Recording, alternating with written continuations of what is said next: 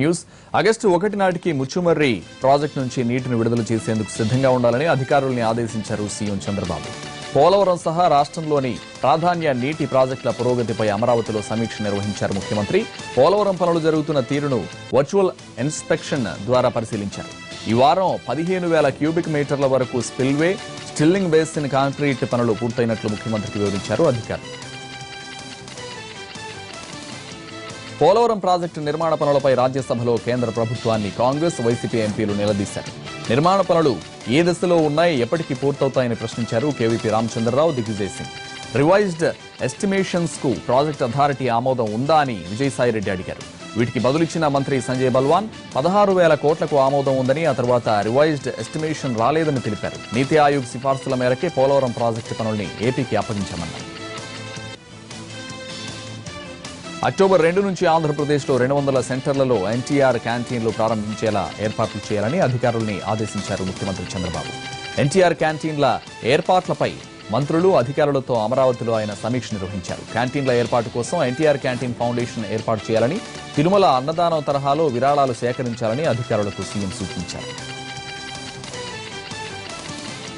సిరిసిల్ల జిల్లా నేరళ్లలో ఇసుక లారీల దగ్ధం కేసును సీరియస్ గా తీసుకుంది కాంగ్రెస్. ఎస్సీ, ఎస్టీలను పోలీసులు దారుణంగా కొట్టడాన్ని నిరసిస్తూ 3 దశల్లో ఆందోళనలకు పిలుపునిచ్చింది టీపీసీసీ. రేపు కలెక్టర్లకు వినతి పత్రాలు ఇచ్చే కార్యక్రమం నిర్వహించనున్నారు. ఈ నెల 31న భారీ ఎత్తున చలో సిరిసిల్లను విజయవంతం చేయాలని నిర్ణయించారు కాంగ్రెస్ అగ్రనేతలు. అప్పటికీ సిరిసిల్ల ఎస్సీని సస్పెండ్ చేయకపోతే, బాధ్యులపై చర్యలు తీసుకోకపోయినా ఉద్యమాన్ని మరింత ఉధృతం చేయాలని నిర్ణయించారు. కాపు రిజర్వేషన్లపై త్వరగా నివేదిక ఇవ్వాలని మంజునాథ్ కమిషన్ను ఏపీ కేబినెట్ కోరిందన్నారు మంత్రి కళా వెంకట్రావు. చట్ట ప్రకారంగా చిక్కులు రాకుండా సీఎం చర్యలు తీసుకుంటున్నారన్నారు. ఇచ్చిన మాట ప్రకారం కాపు కార్పొరేషన్ ఏర్పాటు చేశామని, కాపు విద్యార్థులను విదేశాలకు పంపుతున్నామన్నారు కళా వెంకట్రావు. ఇవేవీ గమనించకుండా ముద్రగడ పద్మనాభం వైసీపీ కోసం లేఖలు రాస్తున్నారని మండిపడ్డారు. కాపుల్ని టీడీపీకి దూరం చేసే కుట్ర జరుగుతుందంటూ ఆయన ఆరోపించారు. ఉమ్మడి మెదక్ జడ్పీ సర్వసభ్య సమావేశం వాడివేడిగా జరిగింది. సంగారెడ్డి జిల్లా కంది మండలంలో పొలాల్లో నుంచి హైటెన్షన్ వేశాక బాధిత రైతులకు నష్టపరిహారం చెల్లించలేదని విపక్ష సభ్యులు అధికార పక్షాన్ని నిలదీశారు. మంత్రి హరీష్ రావుకు చెప్పే యత్నం చేయడంతో అధికార, విపక్ష సభ్యుల మధ్య వాగ్వాదం జరిగింది. మరోవైపు జడ్పీ సమావేశానికి మంత్రి వస్తున్నారని తెలిసి దూకుడు వస్తున్న రైతుల్ని పోలీసులు అరెస్ట్ చేశారు. దీంతో సభలో కాసేపు ఉద్రిక్తత నెలకొంది. విశాఖ జిల్లా చోడవరంలో పలు అభివృద్ధి కార్యక్రమాల్లో పాల్గొన్నారు అసెంబ్లీ స్పీకర్ కోడెల శివప్రసాదరావు. చోడవరంలో పాలిటెక్నిక్ కాలేజీను ప్రారంభించారు. కాలేజీకు సమీపంలోని షాపింగ్ కాంప్లెక్స్ కు శంకుస్థాపన చేశారు. హైస్కూల్ శతాబ్ది వేడుకల్లో పాల్గొని పూర్వ విద్యార్థులను సత్కరించారు. ఈ కార్యక్రమాల్లో స్పీకర్తో పాటు మంత్రులు చినరాజప్ప, అయ్యన్న పాత్రుడు, గంటా శ్రీనివాసరావు పాల్గొన్నారు. ఏపీలో కలెక్టరేట్ల ఎదుట వీఆర్ఏలు మహాధర్నా చేశారు. సమస్యలు పరిష్కరించాలని డిమాండ్ చేస్తూ కదం తొక్కారు. ఏపీ గ్రామ రెవెన్యూ సహాయకుల సంఘం ఆధ్వర్యంలో చేపట్టిన 48 గంటల మహాధర్నాలో శ్రీకాకుళం జిల్లా వ్యాప్తంగా ఉన్న వీఆర్ఏలు పాల్గొన్నారు. తమకు 10వ పీఆర్సీ అమలు చేయాలని, అర్హులైన వారిని వీఆర్ఓలుగా పదోన్నతి కల్పించాలని, కనీస వేతనం 18,000 చెల్లించాలని, తమ రేషన్ కార్డులను పునరుద్ధరించాలని డిమాండ్ చేశారు ఆందోళనకారులు. చిత్తూరు నగరంలో తాగునీటి సమస్యను పరిష్కరించాలని కోరుతూ కలెక్టరేట్ ఎదుట ఆందోళన చేశారు స్థానికులు. తాగునీటి సమస్యను పరిష్కరించాలని ఎమ్మెల్యేకు ఎన్నిసార్లు విజ్ఞప్తి చేసినా పట్టించుకోవట్లేదని మహిళలు ఆరోపించారు. గెలిచిన తర్వాత ఈ 3 ఏళ్లలో ఒక్కసారి కూడా చిత్తూరు 14వ డివిజన్లో ఎమ్మెల్యే పర్యటించలేదన్న ఆందోళనకారులు కలెక్టర్కు వినతి పత్రం అందించారు. సమస్యలు పరిష్కరించాలని కోరుతూ శ్రీకాకుళం రిమ్స్ లో పనిచేస్తున్న కాంట్రాక్ట్ అవుట్సోర్సింగ్ కార్మికులు రిలే నిరాహార దీక్షలు చేపట్టారు. వేతన బకాయిలు చెల్లించాలని, కనీస వేతనాలు ఇవ్వాలని, పీఎఫ్, ఈఎస్ఐ సౌకర్యాలు కల్పించాలని ఆందోళనకారులు డిమాండ్ చేశారు. పీఎఫ్ సొమ్ము తినేసిన ఎజైల్ సెక్యూరిటీ సంస్థ యాజమాన్యంపై కఠిన చర్యలు తీసుకోవాలని నినదించారు. ఇప్పటికైనా అధికారులు స్పందించకపోతే సమ్మె చేస్తామని హెచ్చరించారు రిమ్స్ కార్మికులు. చిత్తూరు జిల్లా యాదమర్రి గ్రామస్తులు మద్యంపై పోరుబాటు పట్టారు. గ్రామంలో వైన్ షాప్ ను వ్యతిరేకిస్తూ ఆందోళనకు దిగారు. మద్యం దుకాణాలు వద్దంటూ చిత్తూరు కలెక్టరేట్ ఎదుట ధర్నా నిర్వహించారు. నివాస ప్రాంతాలు, పాఠశాల పక్కనే ఉన్న మద్యం షాపును తెరవద్దంటూ అధికారులకు విజ్ఞప్తి చేసినా పట్టించుకోలేదని ఆరోపించారు యాదమర్రి గ్రామ ప్రజలు.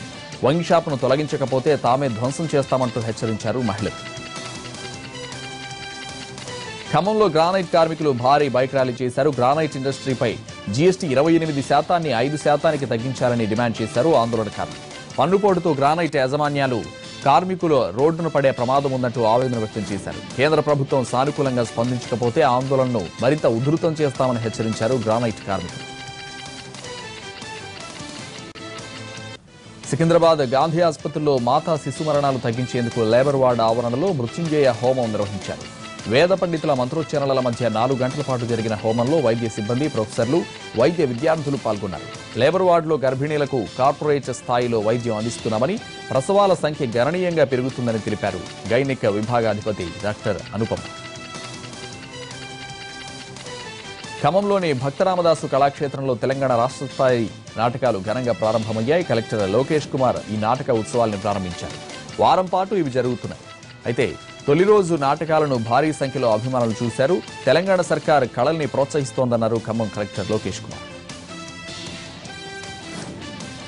సికింద్రాబాద్ తుకారాంగేట్లో రేణుక ఎల్లమ్మ తల్లి బోనాల ఉత్సవాలు ఘనంగా ముగిశాయి. పటిష్ట పోలీస్ బందోబస్తు మధ్య అడ్డుగట్ట నుంచి అమ్మవారి విగ్రహాన్ని చుట్టుపక్కల ప్రాంతాలను కలుపుతూ ఊరేగించారు. ఈ ఉత్సవాల్లో పట్నల బండ్ల ఊరేగింపు, విద్యుత్ దీపాలతో ఏర్పాటు చేసిన దేవుని ప్రతిమలు ప్రత్యేక ఆకర్షణగా నిలిచాయి.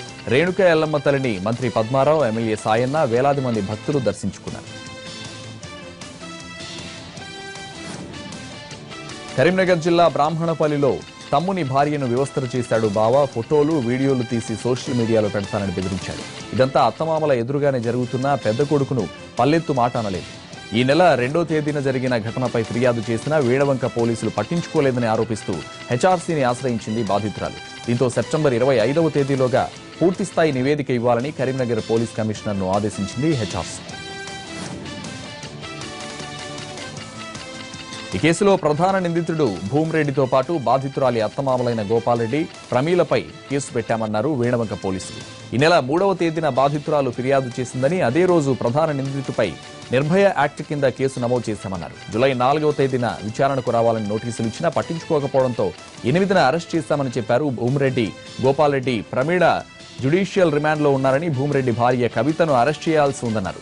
అన్నదమ్ముల మధ్య పొలం పంచాయతీ ఉన్నట్లు ప్రాథమిక విచారణలో తేలిందన్న వేణంక పోలీసులు ప్రధాన నిందితుడి సెల్ ఫోన్ను సీజ్ చేసి ఫోరెన్సిక్ సైన్స్ ల్యాబ్ పంపామన్నారు. ల్యాబ్ రిపోర్ట్ వచ్చాక ఛార్జ్ షీట్ ఫైల్ చేస్తామన్నారు. గంజాయి అమ్ముతున్న 7గురు మహిళల్ని వరంగల్ ఎక్సైజ్ ఎన్ఫోర్స్మెంట్ పోలీసులు అరెస్ట్ చేశారు. నిందితుల నుంచి 50 లక్షల రూపాయలు విలువ చేసే గంజాయిని సీజ్ చేశారు. హన్మకొండలోని కొత్తూరు జెండాకు చెందిన మమత ఓ విలాసవంతమైన భవనాన్ని అద్దెకు తీసుకుని ఏడాది కాలంగా ఈ దందా నడిపిస్తోంది. రైతుల దగ్గర కొన్న గంజాయిని ఇంట్లో శుద్ధి చేసి ప్యాకెట్లుగా అమ్ముతున్న గ్యాంగ్ ను పక్కా ప్లాన్తో అరెస్ట్ చేశారు ఎక్సైజ్ ఎన్ఫోర్స్మెంట్ పోలీసులు. శ్రీకాకుళంలో గంజాయి వాడకం విచ్చలవిడిగా జరుగుతోంది. ఎస్పీ బంగ్లాకు 30 మీటర్ల దూరంలో ఉన్న సులభ కాంప్లెక్స్ వద్ద గంజాయి ఆకును దట్టించిన సిగరెట్లను తాము దమ్ముకొడుతున్న 2 డ్రైవర్లను పోలీసులు అరెస్ట్ చేశారు. 4 డ్రైవర్లు గంజాయి ఆకును నలిపి గుండ చేసి సిగరెట్లలోకి చొప్పించారు. గంజాయి సిగరెట్ను పీలుస్తూ మత్తులో తేలుతున్న డ్రైవర్లను గమనించిన స్థానికులు టూటౌన్ పోలీసులకు సమాచారం ఇచ్చారు. వెంటనే వచ్చిన పోలీసులు ఇద్దరిని రెడ్ హ్యాండెడ్ గా పట్టుకున్నారు. ప్రకాశం జిల్లాలో భారీగా గంజాయి పట్టుబడింది. అద్దంకిలోని రామ్నగర్లో యలమందలరావు ఇంట్లో భారీగా గంజాయి నిల్వలు ఉన్నట్లు పోలీసులకు సమాచారం అందింది. దీంతో దాడులు చేసిన పోలీసులు 138 కిలోల గంజాయిని సీజ్ చేశారు. ఒక కారు, 74,000 రూపాయలు, 2 సెల్ ఫోన్లను స్వాధీనం చేసుకున్నారు.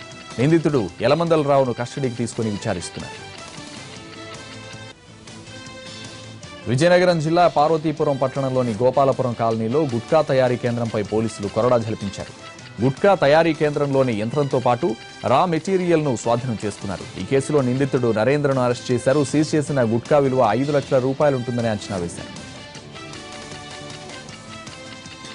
ప్రకాశం జిల్లా మర్రిపూడి మండలం శివరాయునిపేటలో పేకాట ఆడుతున్న 13 మందిని పోలీసులు అరెస్ట్ చేశారు. నిందితుల నుంచి 2,48,000 రూపాయల నగదుతో పాటు 10 బైక్లు, 10 సెల్ ఫోన్లు సీజ్ చేశారు. ఎవరైనా పేకాట, కోడి పందాలు ఆడినా, అసాంఘిక కార్యకలాపాలు నిర్వహించినా సమాచారం అందివ్వాలంటూ ప్రజలకు విజ్ఞప్తి చేశారు పోలీసులు. అటవీశాఖ అధికారుల నిర్లక్ష్యం ఒక కుటుంబానికి కోలుకోలేని విషాదాన్ని మిగిల్చింది. తమ్ముడిని రక్షించబోయి అక్క ప్రాణాలు కోల్పోయిన ఘటన కామారెడ్డి జిల్లా కన్నాపూర్లో జరిగింది. 2 బిడ్డల్ని ఒకేసారి కోల్పోవడంతో తల్లిదండ్రులను ఓదార్చడం ఎవరి తరమూ కాలేదు. రామచందర్ మంజుల దంపతులకు కొడుకు ఆడుకుంటూ నీటి గుంటలో పడిపోయాడు. తమ్ముడిని రక్షించేందుకు దిగిన అక్క కూడా నీట మునిగి చనిపోయింది. బాధిత కుటుంబాన్ని కాంగ్రెస్ నాయకుడు షబీర్ అలీ ఓదార్చారు.